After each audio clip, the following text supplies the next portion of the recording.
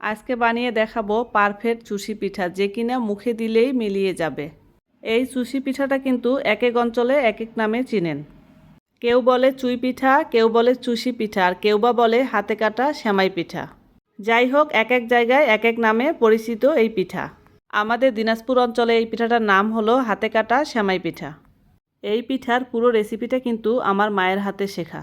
যাই হোক, এতদিন মায়ের হাতে এই পিঠা খেয়েছি, এখন যেহেতু আমি মা, আমি বানিয়ে আমার বাচ্চাকে খাওয়াবো। তো বন্ধুরা, এই হাতে কাটা সেমাই পিঠা বানাতে গেলে অনেকেই কিন্তু এই ভুলটা করে থাকেন, সেটা হলো দুধ আর গুড় একখানে জাল করে ফেলেন। এটা কিন্তু কখনোই করা যাবে না। কিভাবে পারফেক্টলি এই সেমাই পিঠার রেসিপিটি তৈরি করবেন, সবগুলো টিপস সহকারে থাকছে আজকের ভিডিওটি। তো চলুন শুরু করা যাক সেমাই পিঠার রেসিপিটি। প্রথমে যতটুকু পরিমাণ তৈরি করব সে অনুসারে পানি দিয়ে দিয়েছি, তারপর দিয়েছি স্বাদ মতো লবণ। একেবারে টকবগে ফুটন্ত পানির ভিতরে শুকনো চালের গুঁড়া দিয়ে দিয়েছি। এই চালের গুঁড়াটা কয়েকদিন রোদে শুকিয়ে নর্মাল ফ্রিজে রেখে দিয়েছিলাম। নর্মাল ফ্রিজ থেকে বের করে আধা ঘন্টা রেখে দিয়েছিলাম, তারপর ডো তৈরি করে নিয়েছি।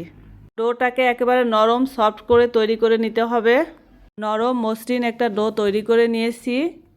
এখন এই ডোটাকে হাতের সাহায্যে লম্বা একবারে রোলের মতো করে নিয়েছি, আর চাকু দিয়ে ছোট ছোট করে কেটে নিয়েছি। এই কাজটা হাত দিয়েও করা যেতে পারে, আমি চাকু দিয়ে ছোট ছোট করে কেটে নিয়েছি। কেটে নেওয়ার পর কিন্তু এই ডোগুলোতে ছোট ছোট যে ডোগুলো আছে এগুলোর ভিতরে কিন্তু আটা দিয়ে দিতে হবে। আটা দিয়ে দিয়েছি। দেওয়ার পর দেখেন সবগুলো সেমাই পিঠা আমি তৈরি করে নিয়েছি। এদিকে খেজুর গুড়টাকে পাক করে রেখে দিয়েছি। দেখেন সবগুলো সেমাই পিঠা তৈরি করে নিয়েছি। নেওয়ার পর 2.5 লিটার দুধ 2 লিটারের মতো করে নিয়েছি জাল করে। দুধের মধ্যে দিয়ে দিয়েছি 2টি এলাচ আর দিয়েছি তেজপাতা। তারপর দিয়ে দিলাম এখানে কোরানো নারকেল। দেওয়ার পর দুধটা নেড়েচেড়ে নিয়েছি। যতক্ষণ পর্যন্ত দুধটা ফুটে উঠবে না ততক্ষণ কিন্তু এই সেমাই পিঠাগুলো দেওয়া যাবে না। একেবারে ফুটন্ত গরম দুধের মধ্যে কিন্তু এই সেমাই পিঠাগুলো দিতে হবে। দুধের মধ্যে সবগুলো সেমাই পিঠা দিয়ে দিয়েছি। এখন আলতো হাতে নাড়াচাড়া করতে হবে, বেশি নাড়াচাড়া করলে কিন্তু ভেঙে যাবে। এখনও এটা সিদ্ধ হয়নি।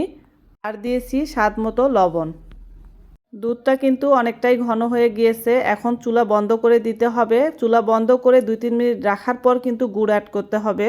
দুধটা মাঝারি গরম থাকা অবস্থায় কুসুম গরম গুড় দিয়ে দিলাম। এভাবে দুধের সঙ্গে গুড় মিশিয়ে দিলে কখনোই দুধটা ফেটে যায় না। দেখেন দুধটা কিন্তু একটুও ফেটে যায়নি, আর কালারটা একেবারেই পারফেক্ট এসেছে, একেবারেই ক্রিমি হয়েছে। ঠান্ডা হয়ে গেলে কিন্তু আরেকটু ঘন হবে। যাই হোক, আমার এই সেমাই পিঠার রেসিপিটি আপনাদের কাছে কেমন লাগলো অবশ্যই জানাবেন।